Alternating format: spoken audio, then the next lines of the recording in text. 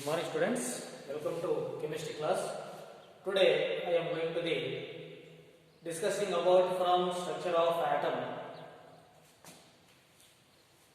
limitations of Bohr atomic model, limitations of Bohr atomic model.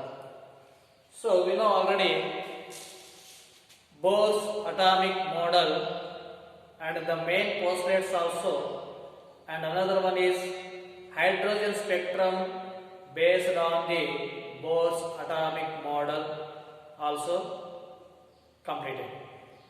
Okay, now here limitations of Bohr atomic model. Limitations of Bohr atomic model. So we know that in the spectral lines of hydrogen, like single electron species, hydrogen He plus, okay, Be2 plus, like this, only single electron, spectra of single electron species explained by the Bohr atomic theory. Okay, so it does not explain the spectra of atoms having more than one electron. More than one electron. Okay, more than one electron. So this is only explained about single electron species. Hydrogen is only one electron. He plus one electron. Beryllium, lithium, like this, lithium 2 plus, beryllium 3 plus, like this, only all these one electron species. These are explained by the Bohr atomic theory. So it is no doubt for the explaining and comparatively Rutherford atomic model. So it gives a particular idea about the electrons revolving around the nucleus. A detailed information compared to the Rutherford atomic model. However, this is also some limitations are there. First one is does not explain spectra of atoms having more than one electron species. Okay. Then another one is it does not explain splitting of spectral lines in magnetic field, Zeeman effect or fine structure. Zeeman effect or fine structure. So Zeeman effect means the spectral lines in the form of magnetic field. The spectral lines is called here Zeeman effect or fine structure that gives fine structure in the presence of magnetic field. Okay, then and in the presence of electric field that is called Stark effect. Spectral lines gives in the presence of electric field that is called Stark effect. That spectral lines are called here hyperfine structure, that gives a hyperfine structure. Okay, so this is Zeeman effect and Stark effect not explained by the Bohr atomic model. Okay, then another one is quantization of angular momentum.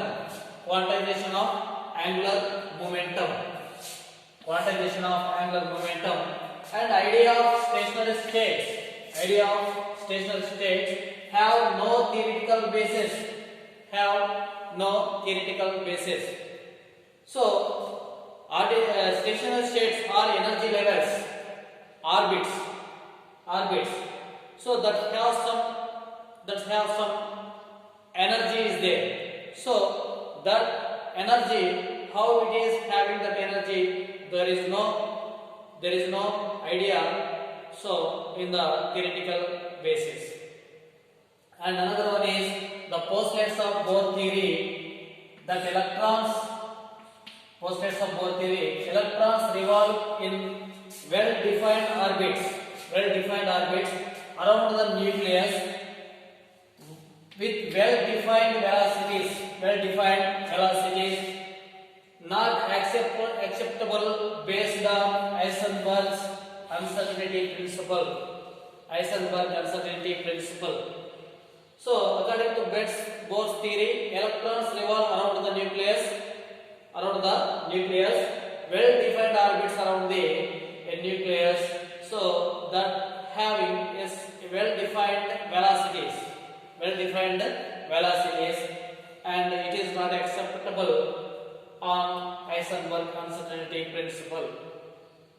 Then another one is de Broglie suggested that electrons have dual character. De Broglie suggested that electrons has dual character, that is particle and wave character. But Bose treated as a only particle character. Okay. Then another last point is here, it could not consider relativistic variation of mass energy of electron in motion. Could not consider relativistic variations of mass and energy of electrons in the motion. And also another one is it not seventh point we can say it not explain for the formation of molecules, explain for the formation of molecules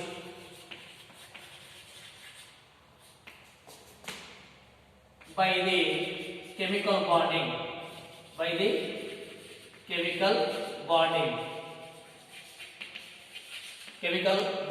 So this is not explained.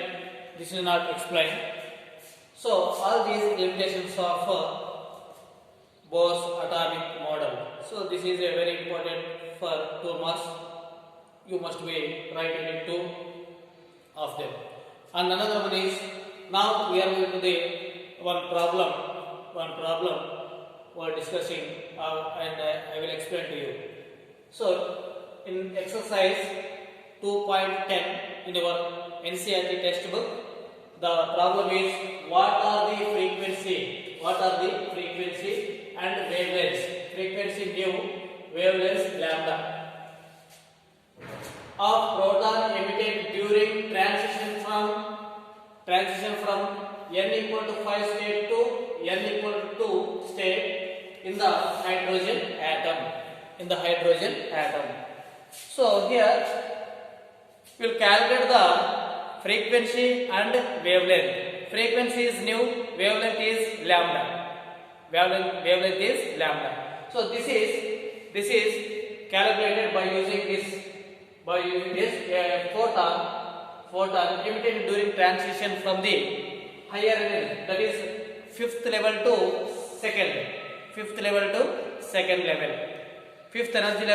second energy level. Okay, stay in the hydrogen atom. Okay, now here the Ni, this is the initial from that is initial, and 2 that is final. So Ni equal to 5 and Nf final equal to 2. So from 5th to 2nd orbit, 6th level to 2nd level. Okay, so transitions gives rise to spectral line. What is from 6th line to 2nd means what? That is Balmer series, that is a visible region. You know already in the previous video. Hydrogen spectrum based on Bohr theory, that is explained. Okay, so from 5th to 2nd level, that is a visible region, Balmer series. Okay, now this is the formula by the equation delta E equal to 2.18 into 10 power 18. This is fixed value. This is a Rydberg constant, and joules 1 by n1 square by minus 1 by n2 square. Or this is a final, this is initial, this is final. Okay, so this is the formula. Okay, another one Rydberg constant also is there, that is frequency wave number equal to r that is Rydberg constant minus 1 by n1 square minus 1 by n2 square. So this is also is there. This is one of the Rydberg equation. So here energy is first will calculated, that is transmitted for that energy difference will calculated. So that's why we take this one. Delta E equal to 2.18 into 10 power 18 joules 1 by n1 square minus 1 by n2 square. So n1 means here initial, this is means final. Okay, so 2.18 into 18 joules, so that is substituted n1 or n initial 5, so 5 square minus 1 by final is 2 square. Okay, then after this the 1 by 5 square means 25, 1 by 2 square means 4. Okay, so LCM will take here, LCM for this 200, and this is goes to here and this is goes to here. 4 minus 25. So that equal to 2.18 into 10 to the power of minus 18 into minus 0.21. After calculating this, we will get minus 0.21. However, this one into this one will take or we will get minus 4.58 into 10 power minus 19 joules. This is the energy, differentiation energy. So delta means differentiation energy. Okay, difference energy. So this is the delta E equal to like this. Okay, then it is an emission energy.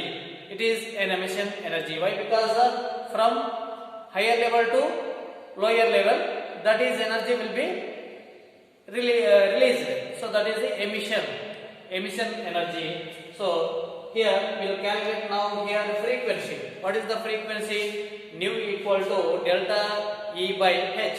That is the frequency problem. Why? Because already we know this delta E and H. H is, that is Planck constant, 6.626 into 10 power minus 34 joules second.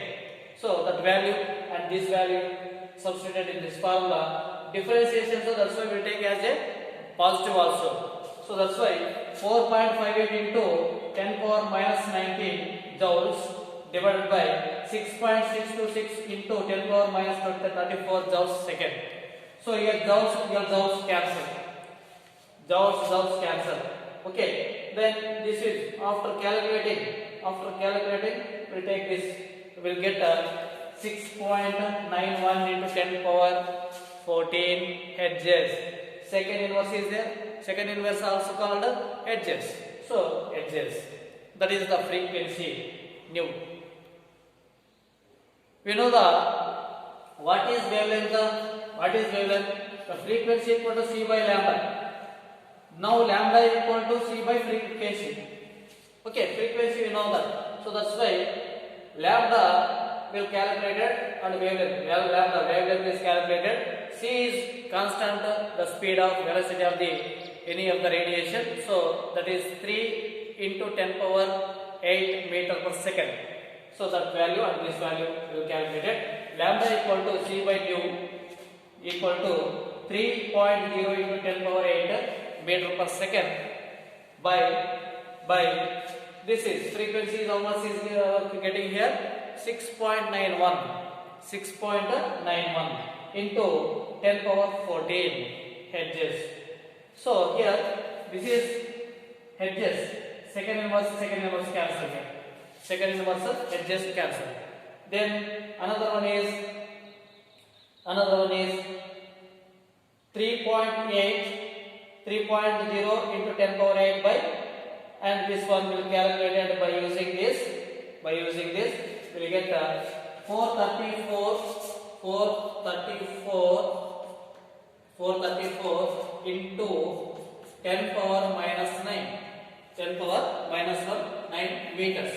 So 10 power minus 9 meter is a nano, so nanometers. So we will write directly 434 nanometers. 434 nanometers. Okay, so this is the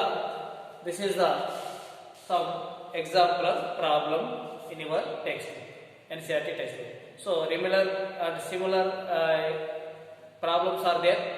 You must be practice and enter into in your notebook. Okay, so if you not understood that, you may send the WhatsApp. Okay, thank you watching this video.